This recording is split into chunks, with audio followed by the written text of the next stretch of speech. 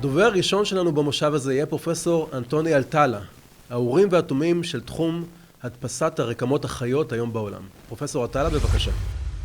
Hello, I am Anthony Atala, and it's so nice to be with Arya Bhatt in this symposium, and especially to be able to honor Arya's dad, Aaron Bhatt. Today, what I thought I would do is give you an overview of some of the work that we're doing in the field of regenerative medicine at the Wake Forest Institute for Regenerative Medicine here in Winston-Salem, North Carolina. This actually shows our institute building. It's 5 stories, 200,000 square feet, all dedicated to bringing technologies to patients. We do everything here from the idea to the proof of concept, to the preclinical work, and to the clinical manufacturing through an FDA-approved facility. This is actually a painting that hangs at the Conway Library at Harvard Medical School that shows the first organ that was transplanted back in 1954 in a human.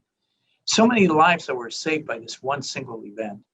But sadly, we're still dealing with challenges in terms of organ shortage. So we're living longer, and therefore our organs tend to fail more. And this remains a challenge today. Wouldn't it be great if we could regenerate ourselves? This is a salamander limb. And within a week after injury, it can fully regenerate. So if a salamander can do it, why can't we? Actually, we regenerate all the time. And that is where the field comes in of regenerative medicine, which tries to harness your own ability to regenerate through your own body using either cells or cells and scaffolds together. For example, we can use cells.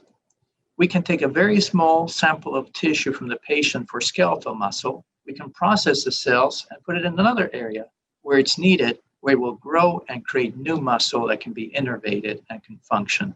And we've done this through an FDA clinical trial for urinary incontinence, as well as currently a clinical trial that we have active using similar strategies for shoulder cuff injuries for patients with orthopedic rotator cuff injuries.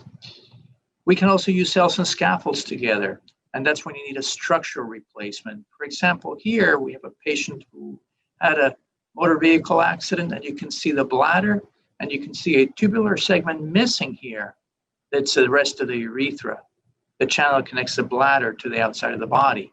So what we do is we can take a very small sample of tissue from the patient, the same organ, we grow and expand the cells outside the body.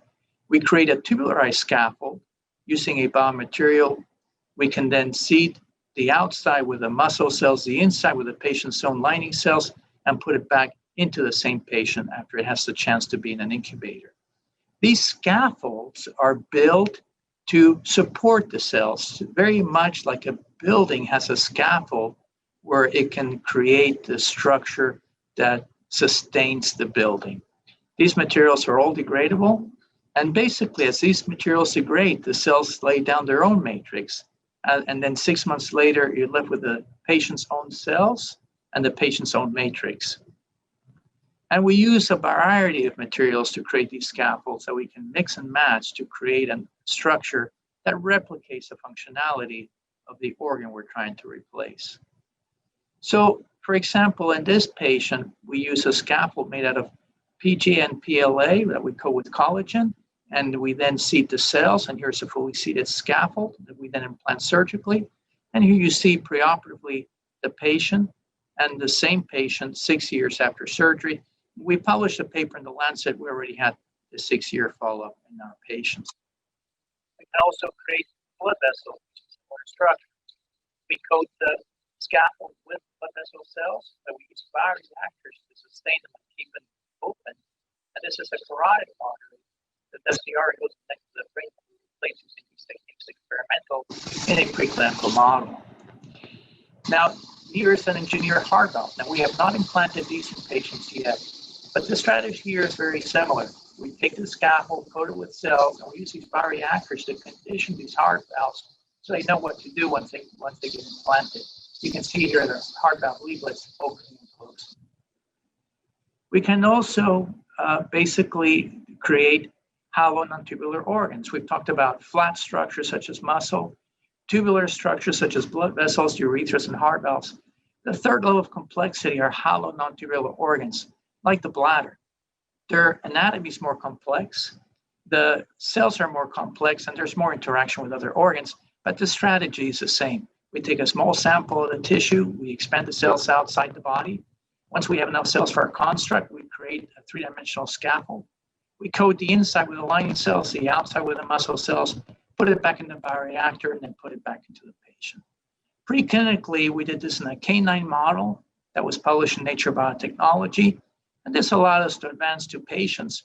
We implanted these in patients with spina bifida, and we published that in The Lancet, also with over a 5-year follow-up, using again the scaffold design that is very similar to what you would do in a building. This is a case where there was no organ to start with. There was only a rudimentary structure. So this teenager, young lady, had MRI, which showed the rectum and the bladder, but nothing in the center, from a congenital absence or abnormality of the organ. We took a biopsy of the rudimentary structure, expanded the cells outside the body, and we then created this structure and placed it right back into the patient. And here's now the patient's MRI showing the rectum, the bladder, and their new engineered organ. And we follow these patients for 8 years, showing good functionality. And we published the work after 8-year follow-up, also in The Lancet. Now, solid organs are much more complex. They're by far the most complex organs. And about 20 years ago, we came up with a strategy where we can take donor solid organs and use very mild detergents to wash the cells away.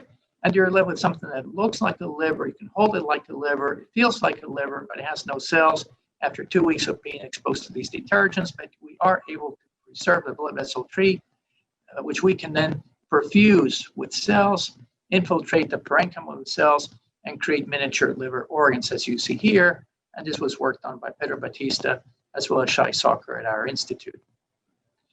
We've also created miniature kidneys. And you can see here these nephron units that were created. We also published this work in the journal Nature Biotechnology. And this was work that was done with James Yu at our institute. You can see here, now what we do is we can take a kidney biopsy, we can grow the cells outside the body, we can insert them back as a therapy into the kidney. And this is preclinically what you see. These are the 2 native nephron units. After we insert the therapy, you can see all these nephron units. So revert kidney failure. And we now have done this for patients in a clinical trial series, phase 1 and phase 2 clinical trials. And this is headed to phase 3 on patients that were destined to get dialysis. About 20 years ago, we started thinking about how can we scale up these technologies. At this point, we had been making these by hand, one at a time. And we decided maybe we can take this inkjet cartridge from a printer, and instead of using ink, we can use cells with a gel. We can modify these 3D printers by using a 3D elevator. Every time the printhead would go through, the elevator would go down. And by doing so, layer by layer, we could print this 2-dimensional, 2-chamber heart. And you can see the structure beating at first erratically. Within a few hours, it would beat in unison. But these did not have the structural integrity necessary for surgical implantation. And this was work done by Tao Zhu, who was a fellow in our lab at the time. And we then spent the next 14 years building a more sophisticated printing system with a team here at WFirm with 5 features that make this printer feasible. The first one, very small nozzles, less than 2 microns. So very, very small nozzles. We then use precise the position of the cells through programming to make sure the cells are able to be placed in the same location time and again. The third feature is these bioinks that go through the nozzle as a liquid, but then they lay down with a retention of their shape. The fourth feature is creating these microchannels that act as nutrition, if you will, by bringing a highway system or similar to a vascular system that brings nutrition to the central portion of the construct, thus allowing for the formation of human scale constructs, really creating the plumbing, if you will, for these structures. And finally, the fifth feature is using these currently available 3D reconstruction software programs for imaging that are present in every major hospital. Once an image gets obtained from the patient, we can see the 3-dimensional aspect of the organs. We can then download this data digitally into our own software program that we designed so that these cells can then be printed specifically for that patient's defect by driving the nozzle appropriately. And this was also published in Nature Biotechnology in March of 2016. This is our newest printer where we bring the printer to the patient's bedside. We basically scan the area and then go back and print. On the left, you see a schematic of the printer. On the top right, you see the actual printer itself. And this shows you again what happens. You scan the area, that information gets transferred digitally so that the nozzle can be driven to print right where it's needed. And we now have even more sophisticated technologies with laser printers that are being designed by Aryabad and his team. We've also used the bioprinting technology to create what's called a body and a chip through a major program that was funded by the Department of Defense, where we could create some miniature hearts, lungs, livers, blood vessels, each one the size of a pinhead, by using the same strategies that we use to engineer these tissues for patients. And the reason for this is to be able to create human systems on a microchip that could help us to discover new drugs and therapies, because traditional 2D cell cultures don't do very well, and animal models are not typically predictive of the human response. And that is why 90% of drugs that enter phase 1 human clinical trials in the US eventually fail and never make it out of the FDA regulatory process. So can we do better? Can we do better by using human tissues and organs that we can test? And we can, by creating these miniature structures like these miniature hearts that beat at 60 beats per minute for over 6 months. And we can show that we can speed them up or slow them down using different drugs at a human relevant dose response. We can even create heart attacks, miniature heart attacks on these miniature organs by depleting oxygen. We can create miniature brains with all the 6 major cell types that are present in the brain in the same proportions to create a blood-brain barrier that also mimics that what's present in a normal human. And this actually shows how we can print these chips with the tissue equivalents at the same time. And these can fit within a histology slide. So these are very small chips, microchips that contain, in this particular instance, 3 organs: liver, kidney, and ovary. We can also use testes instead to make a male or female, for example. Or we can use 6 organs on the same chip, like you see here: liver, heart, colon, testes, blood vessels, and lung. Or we can even put 12 of these together if needed. And so how do these work? Well, this is a drug, Hismanol, was on the marketplace for 11 years before they realized that they had enough cases where they could connect the dots and show that this drug was actually causing heart block. This drug had been tested in cell lines, animal models, phase 1, 2, and 3 human clinical trials, and nothing was detected. It took 11 years to detect the problem. The drug was pulled by the FDA from the marketplace. We were able to obtain the drug, test in our system. Within 2 weeks, we knew the drug was toxic to the heart, same mechanism of action, same dose response.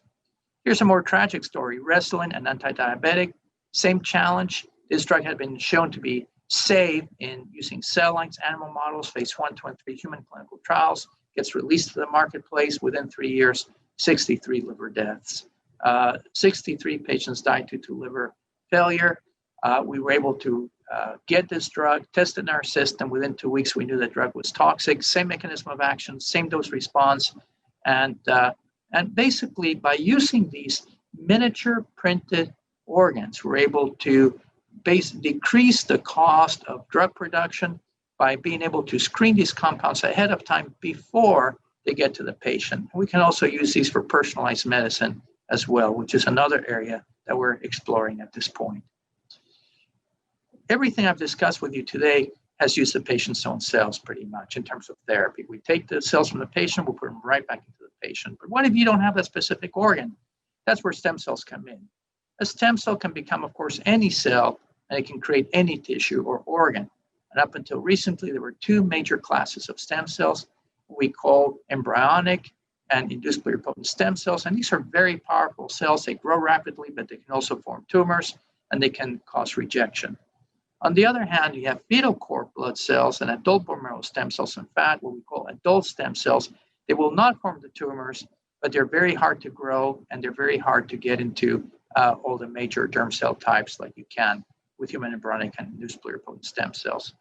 So over 20 years ago, we started looking at alternate sources of stem cells, and we started looking at cells from the amniotic fluid, that's the fluid that basically develops a baby in the womb, or the placenta, which envelops the baby and the fluid.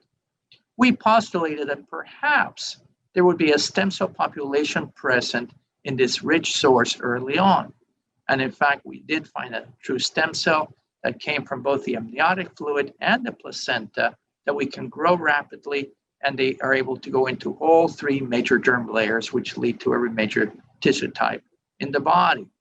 These cells can be derived before or after pregnancy. And surprisingly, even though these cells are very powerful, they do not form tumors like human embryonic or iPS cells do. And unlike adult stem cells, they can grow rapidly, and you can also convert them to all three germ layers. And we published this work also in Nature Biotechnology, and we termed these cells amnion cells. So at the Institute, we've been working over the last 30 years doing this work, looking at how to get these tissues into patients. Currently, we have 15 applications of our technologies in patients, and we're working about 40 different tissues and organs. And we have an amazing team of over 400 faculty and staff all working together to bring these technologies forward. And this is also the same concept behind the Armed Forces Institute for Regenerative Medicine, which is a national effort to use this for our wounded warriors. And we currently have 15 clinical trials through this program nationally. To summarize then, what I've tried to do for you today is give you an overview of regenerative medicine. We can take materials alone. We can use cells and materials together. We can use cells alone. We have different strategies to create tissues and organs, such as 3D printing or using discarded organs that we recycle. We'll also discuss the levels of complexity, with flat structures being the least complex and solid organs being the most complex. At this point, we've been able to impact all these different tissue types. To summarize then, regenerative medicine is a field with a lot of promise, but of course is still in its early stage and still has a lot of challenges. So our efforts are to make sure that we can continue to bring these technologies to patients and to do so reliably and safely, so we can indeed make patients better. Thank you for your attention today. And again, a pleasure to be with you during this symposium in honor of Aria Bad's dad, Aaron Bad. Thank you again. תודה רבה פרופסור עטאלה, והדובר הבא שלנו הוא פרופסור טל דביר מאוניברסיטת תל אביב. שלום, אני טל דביר מאוניברסיטת תל אביב, ואני אספר לכם היום על העבודה שאנחנו עושים במעבדה בתחום הנדסת הרקמות. אז המעבדה שלי באוניברסיטת תל אביב עובדת על הנדסת רקמות מסוגים שונים. אנחנו עובדים על לב, על חוט שדרה, על מוח, מעי, רטינה ועוד, אבל אני בחרתי להתמקד ולספר לכם על העבודות שאנחנו עושים בתחום הלב. אז ככה, בשביל להבין בכלל למה אנחנו רוצים להנדס רקמת שריר לב, אז מה המחלה שאותה אנחנו רוצים לתקן או לחסוך מהחולים, אז מדובר על אוטם שריר לב, התקף לב בשפת העם, והתקף לב קורה כשכלי דם מרכזי שמוביל דם מהלב אל הלב, חזרה, נחסם, חמצן לא מגיע אל הרקמות השונות, ולכן תאי שריר הלב, שהם תאים מאוד רגישים, אלה התאים שמתכווצים בלב, פשוט מתים. נוצרת כאן רקמה צלקתית, שאינה יודעת להתכווץ, הלב לא מספק דם וחמצן לרקמות השונות, והסטטיסטיקה המאוד מצערת אומרת ש50% מהאנשים שעברו התקף לב מסיבי ימותו תוך 5 שנים. כיום האפשרות היחידה עבור אותם חולים היא השתלת לב, ואנחנו יודעים שיש מחסור בתורמים, ולכן יש צורך בעצם להכניס לאזור הפגוע הזה תאים שיודעים להתכווץ, כדי שנוכל לשפר את הפעילות של הלב. אז איך אנחנו עושים את זה בהנדסת רקמות? מה זה הנדסת רקמות בכלל? יש לנו חולה, אנחנו רואים כאן באזור הזה יש רקמה פגועה. מה שאנחנו עושים במעבדה, אנחנו מהנדסים רקמה אקוויוולנטית לחלוטין לאותה רקמה נייטיבית. לאחר שהנדסנו ובדקנו שהיא באמת מתפקדת, אנחנו יכולים להסיר את הרקמה הפגועה, וכמו שאתם רואים, בתנאים סטריליים, לקחת ולהשתיל את הרקמה שהנדסנו במעבדה במקום אותה רקמה פגועה, כדי שאותו איבר יוכל לתפקד. אבל איך זה באמת מתבצע? אז אנחנו יכולים לקחת תאים מהחולה שלנו, לעשות לתאים האלה מין גידול ראשוני בתוך צלחות פטרי, ולאחר מכן אנחנו צריכים ליצור רקמה. עכשיו, רקמות בגוף זה לא רק התאים, התאים הם מאוד חשובים, אבל הדבק שמדביק את התאים לכדי רקמה, נקרא אקסטרסלולר מטריקס, בעצם המטריקס החוץ תאי, ואותו אנחנו בעצם מהנדסים במעבדה, ולתוך אותו מטריקס, אנחנו קוראים לחומרים האלה סקפולדים, אנחנו זורעים את התאים שלנו, עם עוד כל מיני פקטורי גידול, מולקולות קטנות, ננו חלקיקים, ובעצם אנחנו עושים כל מה שאנחנו יכולים כדי שהרקמה הזאת, התאים יתארגנו לרקמה מתפקדת, ונוכל אחר כך להשתיל חזרה לחולה שלנו. אז איך אנחנו בונים את הפאץ', אנחנו קוראים לזה פאץ' ללב, אז אנחנו יכולים לקחת תאים מסוגים שונים, ממקורות שונים, או תאים מביופסיות, או תאי גזע בוגרים, או לקחת תאים שהם עובריים, או דמויי עובריים, שנקראים Induced Pluripotent Stem Cells.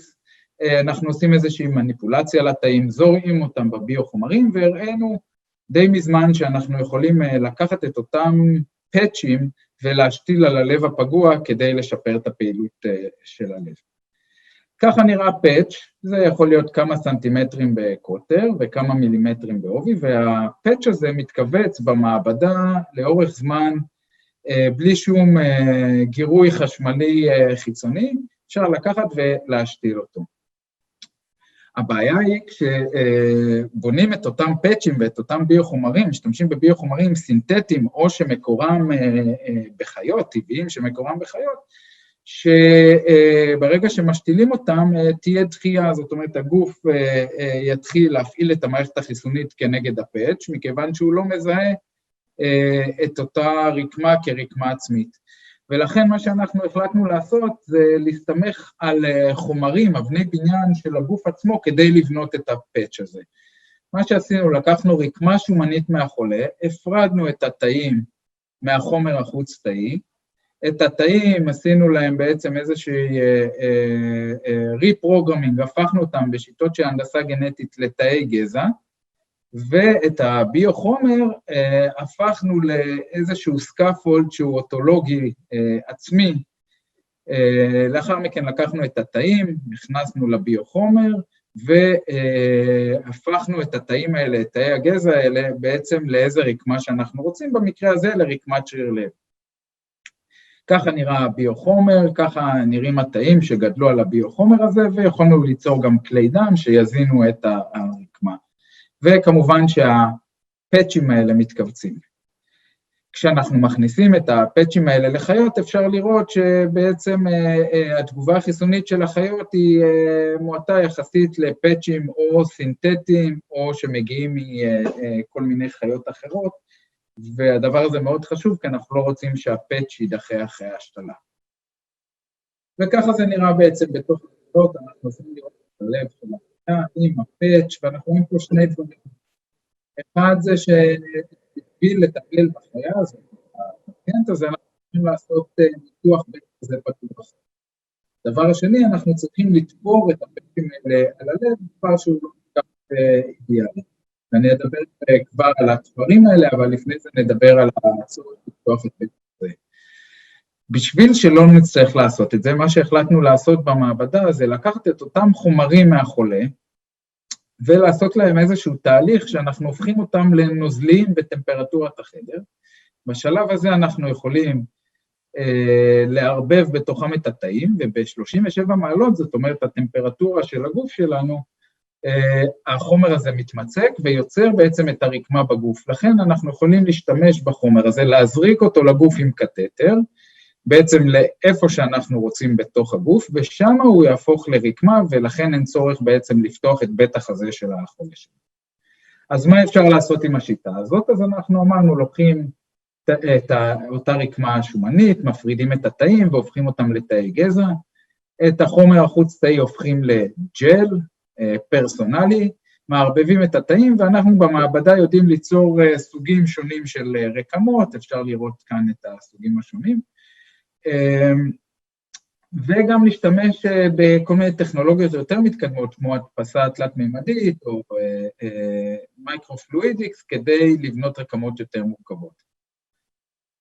אז ככה נראה שריר הלב אחרי שבעצם עשינו לו את כל התהליך הזה. התאים האלה היו תאי שומן, ולאחר כשבועיים הם הפכו להיות תאי שריר לב פונקציונליים. אפשר לראות את ההתכווצות של השתלים האלה ואיך הם מעבירים סיגנל חשמלי, כמו שאתם רואים כאן. וכשלוקחים את השתלים האלה ומזריקים אותם ללב, אז אפשר לראות שאנחנו משפרים את הפעילות של הלב הפגוע. הדברים האלה נעשו בחיות קטנות, אבל מאז עשינו ניסויים ראשוניים בחיות גדולות, חזירים. אפשר לראות איך אנחנו מזריקים את הג'ל ללב של החזיר כדי שיעשה רגולציה, ובאמת אנחנו רואים שפעילות הלב משתפרת. אז אמרתי שאנחנו יכולים לבנות גם רקמה במדפסת תלת-ממדית, ומה שאנחנו עושים פה, אנחנו מסתכלים על הלב של החולה, רואים את החדר השמאלי הפגוע, אנחנו בעצם מוציאים את כלי הדם מהתמונה הזאת, ומעבירים אותם למחשב, מוסיפים עוד כלי דם כדי שלאחר מכן, אחרי שנדפיס את המבנה הזה, תהיה הזנה טובה בחמצן של כל הפאץ', והולכים למדפסת, ובמדפסת שלנו אנחנו מדפיסים את החומרים שמגיעים מהחולה, עם התאים שמגיעים מהחולה, גם תאי שריר לב, גם תאי אנדותל שיוצרים כלי דם, ובסופו של דבר אנחנו יוצרים פאץ' שהוא אוטולוגי לחלוטין, הוא פרסונלי, זאת אומרת, כשנשתיל אותו הוא לא יעודד תגובה חיסונית, והוא מותאם גם ברמה התאית, גם ברמה הביוכימית, וגם ברמת האנטומיה לחולה שלנו.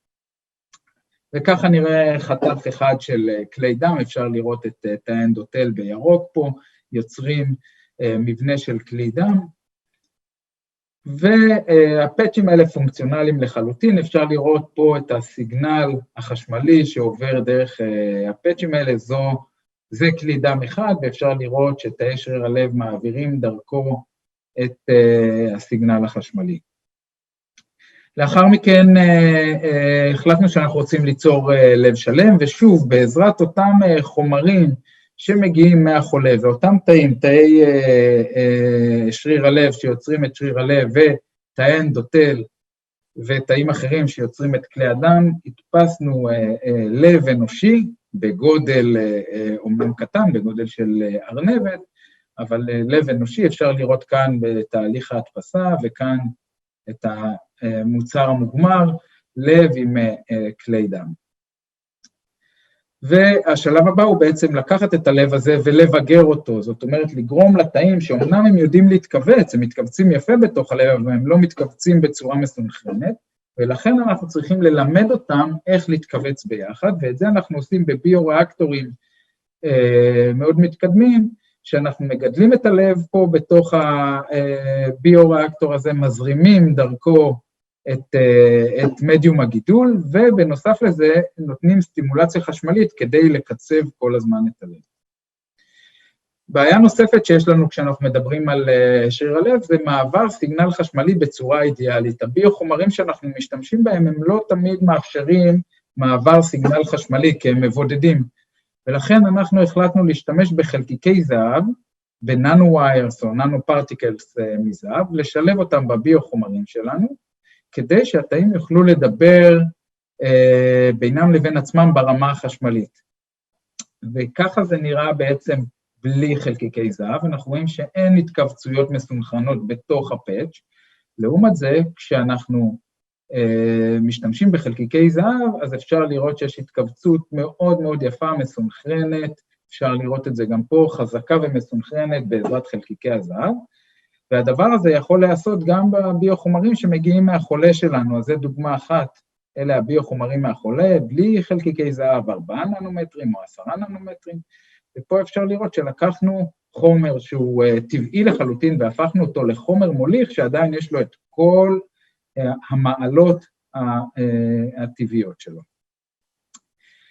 דיברנו קודם בעצם על הצורך לתפור את הפאץ' הזה ללב, ופה אנחנו החלטנו לוותר על אותו תהליך שיכול בעצם לגרום לנזק ללב, התפרים האלה יכולים לגרום לדימום, שהדימום הזה יכול להרוס את כל תהליך הריפוי, והחלטנו להשתמש בחלקיקי זהב, או בתכונות הפיזיקליות של חלקיקי זהב, כדי להדביק את הפאץ' הזה ללב בלי תפרים.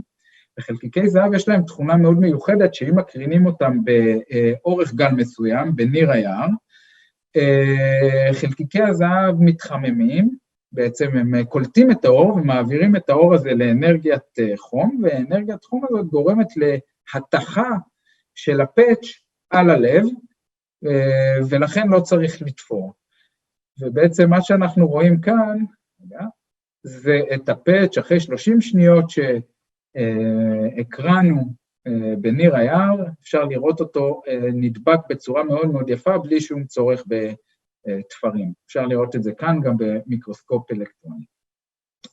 והפרויקט האחרון שאני אדבר עליו, סדרה של ניסויים, אנחנו מדברים על מה שאנחנו קוראים סייבורג טישוז, בעצם אינטגרציה של אלקטרוניקה עם רקמות מהונדסות, ועשינו את זה לא בגלל שזה כיף לחבר אלקטרוניקה עם חומרים חיים, עם תאים חיים, אלא בגלל שהיה לנו צורך ראשוני לדעת כל הזמן מה הפעילות של אותה רקמה שאנחנו מהנדסים, ולכן יצרנו מערך של ננו-אלקטרוניקה פורוזיבית, וחיברנו את זה עם הביו-חומרים שלנו, התלת-ממדיים, הסקפולדים שעליהם אנחנו זורים את התאים, ואז יש לנו בעצם סקפולדים עם המון המון ננו-סנסורים בפנים.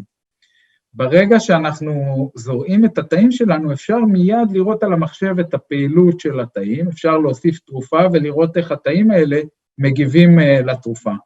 וזה היה בעצם, זו הייתה פריצת דרך מאוד יפה, שילוב של אלקטרוניקה עם רקמות מהונדסות, אבל זה לא הספיק לנו, מכיוון שבשלב הזה מה שיכולנו לעשות, זה רק לדעת מה הפעילות של הרקמה המהונדסת, אבל אם היא לא עבדה בצורה יפה, לא יכולנו לעשות שום דבר, רק לזרוק אותה בעצם לפח. ולכן מה שהחלטנו לעשות, בנוסף לאפשרות לעשות סנסינג ולדעת מה הפעילות של התאים או של הרקמה, רצינו לעשות סטימולציה חשמלית ולשחרר כל מיני תרופות. ובעצם מה שזה אומר, שהחולה יושב בבית, הוא לא מרגיש טוב, הרופא יכול להיכנס למחשב, לראות מה פעילות הלב, ולחשוב איך הוא רוצה להפעיל את הלב הזה מרחוק, לתת סטימולציה חשמלית, או לשחרר כל מיני תרופות, למשל תרופות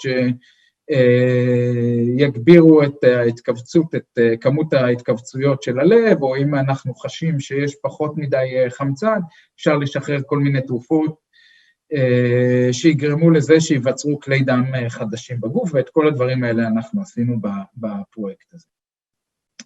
לאחר מכן גם יצרנו אלקטרוניקה שיודעת לשחרר מספר רב של תרופות במקביל, זאת אומרת, אנחנו לוחצים על כפתור במחשב ומחליטים איזה תרופה תשתחרר, וכשהתרופה גם נגמרת, אז פיתחנו איזשהו תהליך שאנחנו יכולים לעשות reloading בעצם לתרופה, להזרים את התרופה הזאת לזנב, והיא תמצא את עצמה בביו-חומר שלנו ותוכל להשתחרר מחדש.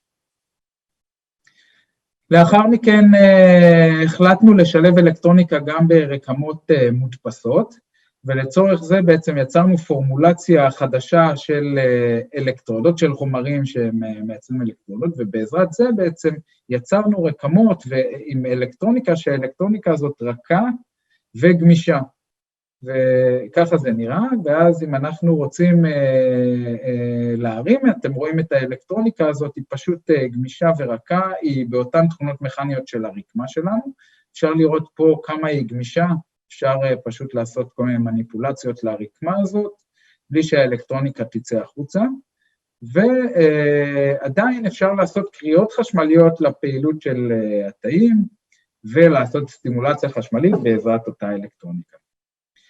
דבר אחרון שאני אראה בעצם זה שמה קורה אם אנחנו לא רוצים את האלקטרוניקה הזאת שתישאר שם לאורך זמן, אז יצרנו גם אלקטרוניקה שעוברת דגרדציה, זאת אומרת נעלמת מהגוף, יצרנו אלקטרוניקה שמבוססת על כל מיני חומרים טבעיים, אנחנו יודעים להפעיל את האלקטרוניקה הזאת כדי לעשות קריאות חשמליות, ואחרי זמן מסוים, כמו שאתם רואים כאן, האלקטרוניקה פשוט מתפרקת.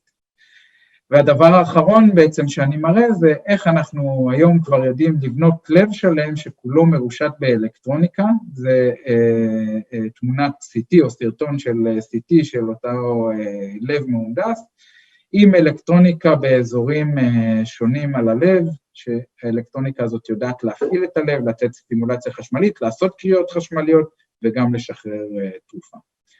ועם השקופית הזאת אני בעצם מסיים ומודה לחברי הקבוצה שלי ולשיתופי הפעולה וכמובן לגופים המממנים שלי. תודה רבה. והדובר האחרון שלנו במושב הזה, מר אריה בת, המייסד והמנכ"ל של חברת Precise Bio, חברה שעוסקת בהדפסה של איברים להשתלה, איברים ממש מלאכותיים להשתלה. ערב טוב, מר בת. ערב טוב. אתה פיזיקאי במקור, והחברה שהקמת היא חברה ששמה על עצמה מטרה יומרנית מאוד, ממש להדפיס איברים חיים להשתלה. אתם מתעסקים ברשתית.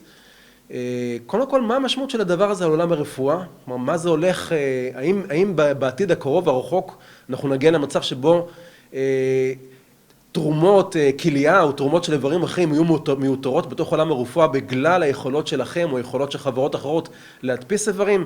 האם אנחנו נראה מצב שבו אנשים עיוורים, אולי אתם מסוגלים לפתור את בעיות העיוורון שלהם בגלל אפשרות להדפיס עין או חלקים משמעותיים ביותר בתוך עין? התשובה כן, אנחנו בעתיד נייצר איברים במדפסות תלת ממד ובאמצעים אחרים, ואנחנו נוכל להשתיל את האיברים האלה בחולים, לרפא בעיות של ראייה, שמיעה, ואף בעתיד גם כן לייצר איברים מצילי חיים. שמענו בשתי ההרצאות הקודמות אנשים מובילים בעולם בתחום הזה של הנדסת רקמות, פרופסור אנטוני עטאלה מווייק פורסט בנורת קרוליינה ופרופסור טל דביר מאוניברסיטת תל אביב, ובעצם אנחנו בפרסייס לוקחים את הטכנולוגיות האלה, לוקחים את המדע הזה שהתקדם ב-20 שנה האחרונות, ואנחנו מביאים את הטכנולוגיות האלה לידיים של הרופאים, לידיים של המנתחים עבור החולים. החזון שלנו בפרסייס ביו כאן בעצם הוא להוביל את הכיוון הזה, את התחום הזה של המצב שלא נצטרך לקחת איברים מאנשים שנפטרו חס ושלום, ושלא נצטרך לקחת אנשים שיתרמו כליה, ובעצם העולם, במקום שאנשים יחכו לאיברים להשתלה, אנחנו נייצר את אותם רקמות ואיברים במעבדה. בהתחלה אנחנו עובדים על איברים ורקמות שיכולים לשפר את איכות החיים, ובעתיד אף איברים מצילי חיים.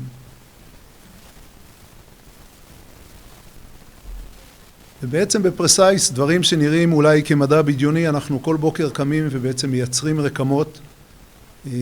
אנחנו את הרקמות האלה יכולים להשתיל, כיום אנחנו משתילים אותם בחיות, ובעתיד הלא רחוק אנחנו נתחיל גם ניסויים קליניים, ובעצם הרקמות האלה באים או להחליף שיטות שקיימות היום, ובאמת יש מחסור באיברים האלה, או במקומות שאין דרך לרפא איזושהי בעיה רפואית, וההחלפה של האיבר הפגוע בעצם יכולה לפתור את הבעיה.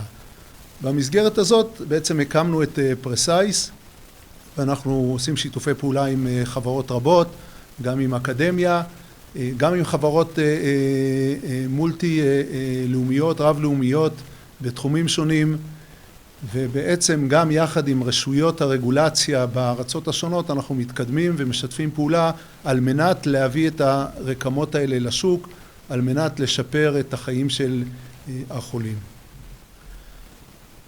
בעצם אנחנו מתחילים, כמו שאמרתי, וזה דיבר על זה פרופסור עטאלה, יש תהליך ביולוגי שפותח במשך שנים רבות. כל רקמה שלנו בעצם מורכבת מתאים וחומרים אחרים, והתהליך שלנו בעצם מתחיל, וזה תהליכים שפותחו, כפי שאמרתי, במשך עשרות רבות של שנים. לוקחים ביופסיה, לוקחים תאים של האדם, אנחנו מוציאים מהביופסיה את התאים האלה, מרבים אותם עד שיהיה לנו מספיק תאים כדי לייצר רקמה חדשה.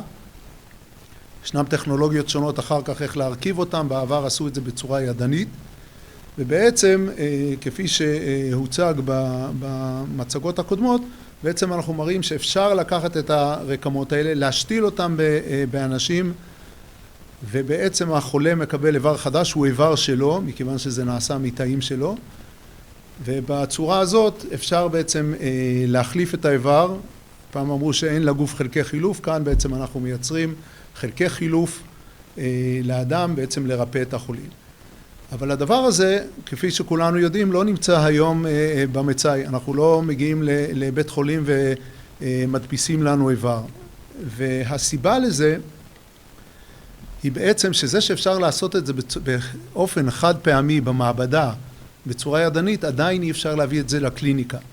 וכאן בעצם Precise Bio נכנסת לתמונה, ואנחנו לוקחים את כל אותן טכנולוגיות, ובעזרת טכנולוגיות ייצור שהמוביל ביניהם זה הדפסה תלת-ממדית, בעזרת טכנולוגיה ייחודית שאנחנו פיתחנו ב-Precise Bio, בעצם אנחנו מצליחים לייצר את הרקמה האנושית באותו מבנה אנטומי ובאותו תצורה בדיוק כמו שזה נמצא בגוף האדם, ולכן אנחנו בעצם יכולים לקחת את הרקמה הזאת, והאדם והגוף בעצם מרגיש שיש לו רקמה אנושית שהיא שלו. בצורה הזאת שיש לנו בעצם מערך או מכשיר שאפשר לייצר את הרקמות, אנחנו יכולים לעשות את זה בצורה הדירה, יכולים לעשות את זה בצורה של מבוקרת תצורה, בעצם תהליך ייצורי לכל דבר, רק במקרה הזה אנחנו מייצרים איברים ולא מייצרים איזשהו חלק ממטוס. הדבר הזה גם מוביל לזה שהאיברים האלה, העלות שלהם היא יחסית נמוכה, ובצורה כזאת בעצם Precise Bio לוקחת את הטכנולוגיות בעזרת טכנולוגיית ההדפסה התלת-ממדית הייחודית, אנחנו מייצרים איברים שאפשר להביא אותם לקליניקה. התהליך, וכאן התהליך הזה הוא בעצם כל מי שמייצר איברים או רוצה להנדס איברים בעצם עושה את התהליך הזה, שמתחיל כמו שאמרתי בדבר הבסיסי של הרקמה, התאים, אנחנו קוראים לזה סורסים, בעצם אנחנו מביאים תאים לתוך התהליך, כאשר זה יכול לבוא מתאי גזע כפי שצוין בהרצאות הקודמות, זה יכול לבוא גם מתאים שאנחנו לוקחים ביופסיה מהחולה ומוציאים את התאים, אבל בעצם התא הוא אבן הבניין הבסיסי של תהליך של יצירת הרקמה. אחרי שיש לנו את התאים הבסיסיים, בעצם אנחנו יכולים גם להרחיב אותם. אם יש לנו איבר, יש לנו מספר מועט של תאים ואנחנו רוצים לייצר איבר שהוא גדול, או את כל האיבר, אז אנחנו בעצם עושים הרחבה או שכפול של התאים האלה, עד שיש לנו מספיק תאים כדי לייצר את הרקמה מחדש.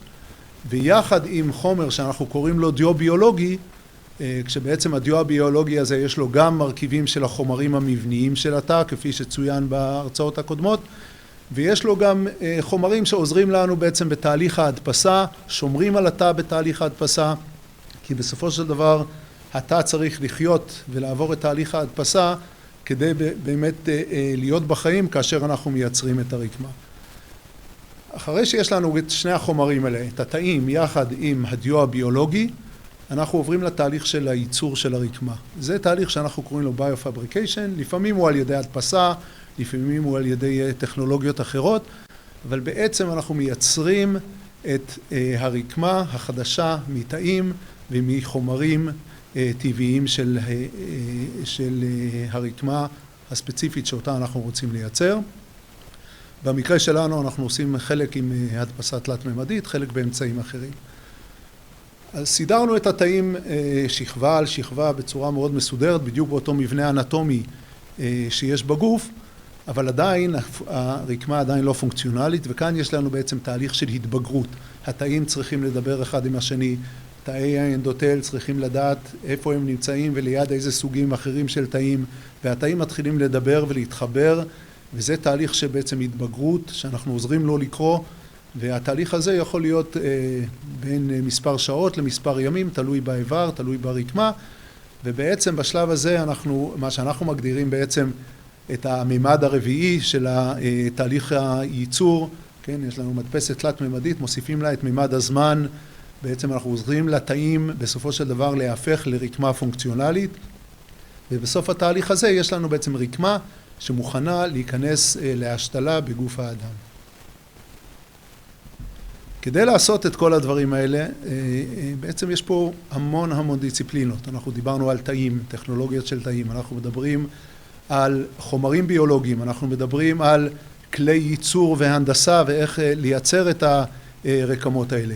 ואנחנו גם מדברים על נושאים של Regenerative Medicine, רפואה רגנרטיבית, בעצם איך לחבר שכבות אחד לשני, איך לחבר תאים מסוג אחד לתאים מסוג אחר, ובעצם יש פה מולטי דיסציפלינריות מאוד גדולה, המון תחומים במדע, כימיה, הנדסה, ביולוגיה של תאים, חומרים ביולוגיים, ובעצם אנחנו צריכים לחבר את כל הדברים האלה ביחד על מנת לייצר את הרקמות.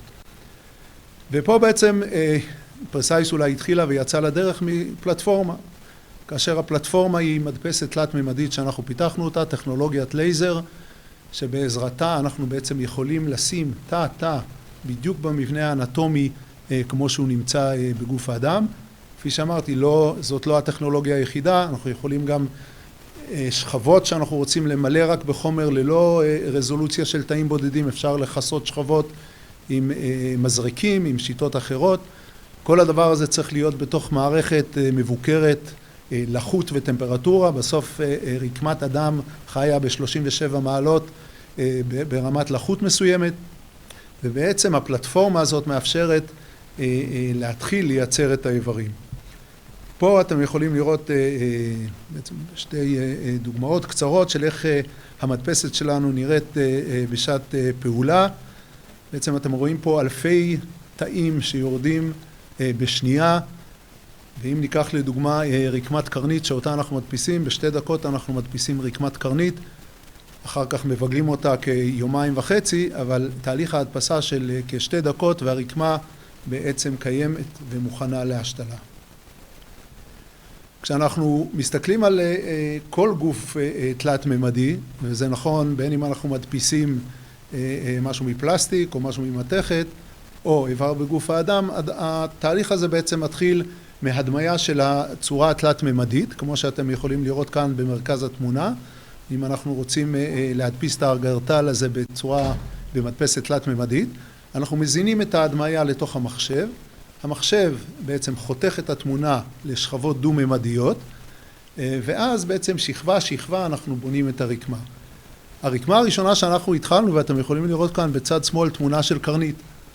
כשאנחנו חושבים על המדפסת תלת-ממדית וחושבים על המבנה של הקרנית שהוא בנוי משכבות, שיש שכבה פנימית של תאי אנדותל, שכבה חיצונית של כמה שכבות של תאי אפיטל, ועוד ממברנות שעשויות מקולגן, בעצם זה מאוד אינטואיטיבי להתחיל מהדפסה של קרנית.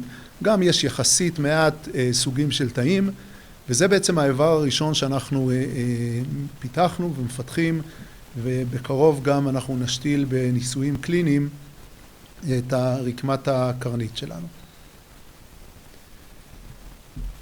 ואתם יכולים לראות כאן איך נראים תאים שהודפסו, ואנחנו יכולים לראות פה במצגת בצד ימין, אלה תאי קרנית שהדפסנו במדפסת שלנו, ולמטה יש גם בדיקה, לראות שהתאים האלה חיים, לראות שהם מייצרים בעצם רקמה, לוודא שהתאים שהדפסנו לא שינינו להם את הפנוטיפ, את התפקוד שלהם במהלך ההדפסה, וכל אלה זה בעצם תהליכים שאנחנו עושים במהלך הפיתוח של הרקמה, במהלך הפיתוח של הרקמת הקרנית, וכמובן גם ברקמות אחרות.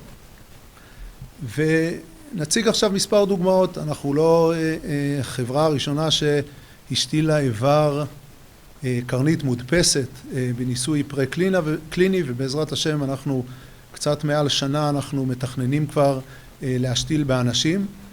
וכאן אנחנו בעצם יכולים לראות תוצאות של קרנית שאנחנו ייצרנו אותה במעבדה, והיא מתפקדת, היא פועלת, היא פונקציונלית. בתמונות למטה אנחנו רואים ארנבת שיש לה מחלה, אמנם סמלצנו את המחלה, בעצם גרמנו לה למחלה, מחלת קרנית מסוימת, וכפי שאתם רואים הקרנית נראית לא כל כך שקופה, ולארנבת קשה לראות דרך הרקמה הלבנה הזאת, או האובך הלבן הזה, ובעצם הארנבת עיוורת.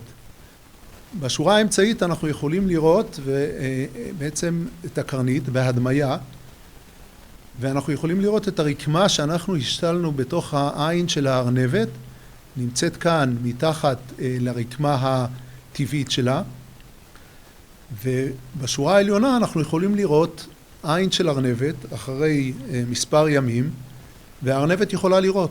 בעצם יש פה ארנבת שהייתה לה מחלה, השתלנו לה קרנית מודפסת בתהליך של הדפסה תלת-ממדית, והארנבת רואה.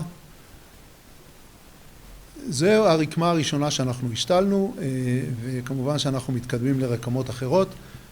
כאן אני מציג גם רקמה אחרת, ותחשבו על זה, כיוון שאנחנו מדברים על הדפסה תלת-ממדית, ואנחנו מדברים בעצם שאנחנו יכולים לקבוע את העקמומיות של הקרנית, ואנחנו יודעים שהעקמומיות של הקרנית בעצם קובעת את טיב הראייה, זה מה שאנחנו עושים עם עדשות מגע, עם משקפיים, עם ניתוחי לייזר. כאן בעצם השתלנו את אותה רקמה, במקרה הזה בלי תאים, השתלנו אותה בתוך העין של ארנבת, והיא שומרת בעצם על העקמומיות של הקרנית של הארנבת.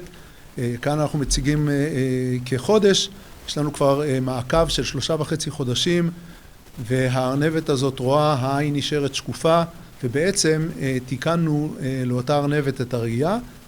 זה מוצר נוסף שאנחנו נמצאים כרגע בפרה-קליניקה, ובעתיד אנחנו נביא את שני המוצרים האלה לקליניקה. מכיוון שאנחנו גם יכולים לשלוט... השני מחליף ניתוחי עיניים לשיפור ראייה, בעצם במקום לנסר... רגע, אני קודם שעה שאני חייב לשאול. האם המוצר השני הוא בעצם מחליף את ניתוחי העיניים שאנחנו מכירים היום? כן, התשובה היא שהמוצר הזה בעצם מיועד, א', גם כשיש מחלות קרנית שצריך לחזק את הקרנית, אבל גם היא יכולה להחליף את ניתוחי העיניים. יש הרבה אנשים שהקרנית שלהם לא מאפשרת ניתוחי לייזר. א', היא חלשה, היא דקה, וכאן בעצם אנחנו בעזרת זה שאנחנו מייצרים רקמה חדשה, יכולים להוסיף על הקרנית, וזה בעצם מה שאנחנו רואים גם בשקף הבא.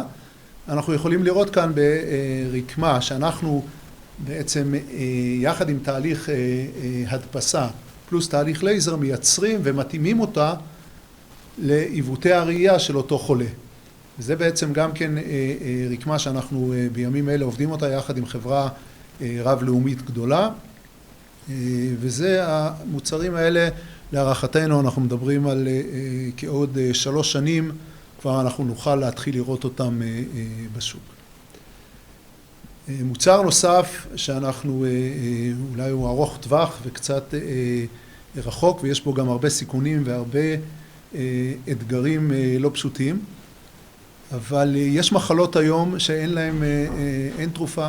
יש מחלה שנקראת AMD, כולנו מכירים את הנושא של היפרדות של השכבות של הרשתית, החלק האחורי של העין, וכאן בעצם אנחנו התחלנו לעבוד על פרויקט יחד עם תמיכה של רשות החדשנות בארץ ועם עוד חברה בארץ, אנחנו עובדים ביחד, פרויקט מאוד מאתגר, קצת ארוך טווח, אנחנו נתחיל ניסויים פרה-קליניים ראשונים בעוד כשנה, אבל בסופו של דבר, כשהרקמה הזאת תהיה מוכנה ואנחנו נוכל להשתיל אותה, זה בעצם מציל עשרות אלפים של אנשים בעולם, מציל להם את הראייה. כאן רק כדי, בסרטים הקצרים האלה אנחנו נראה בעצם רקמה שאנחנו ייצרנו במעבדות, ואלה רקמות מאוד מאוד דקות, אנחנו צובעים אותם בכחול כדי שנוכל לראות אותם, ואחד האתגרים שלנו, בסוף אנחנו רוצים שהרקמות האלה יגיעו לרופאים, ולרופאים יהיה קל להשתיל אותם. ואנחנו יודעים שזה אתגר, גם רקמה אנושית היא לא תמיד נוחה, ובעצם בגלל שאנחנו שולטים על החומרים, ואנחנו מייצרים את החומרים ויכולים לשלוט על החוזקים המכניים, על הגמישות שלהם, בעצם אנחנו יכולים לייצר רקמות שגם כן הרבה יותר קלים להשתיל אותם, מאשר רקמות שהיום אנחנו לוקחים ממתים.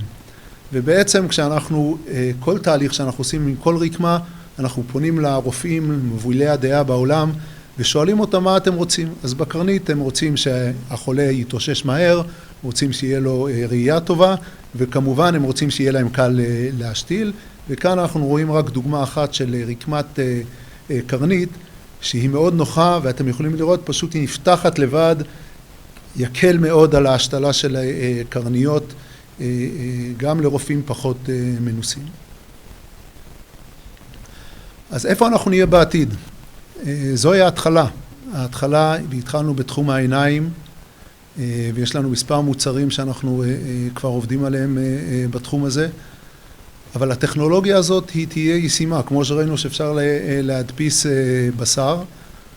אנחנו בפרסייס כבר הדפסנו גם רקמות אחרות, לא רק את אלה שהצגנו, הדפסנו רקמת לב, תאי כבד, ובעצם התשתית הטכנולוגית הזאת שהונחה והתחיל לעבוד עליה פרופסור עטאלה לפני עשרות שנים, וממשיכים לעבוד עליה באקדמיה היום, בעצם בפרסייס אנחנו לוקחים את הטכנולוגיות האלה ומביאים אותם למנתחים, מביאים אותם לחולים, בסופו של דבר אנחנו נוכל לשפר את איכות החיים של הרבה מאוד אנשים, בוודאי גם להציל חיים בעתיד.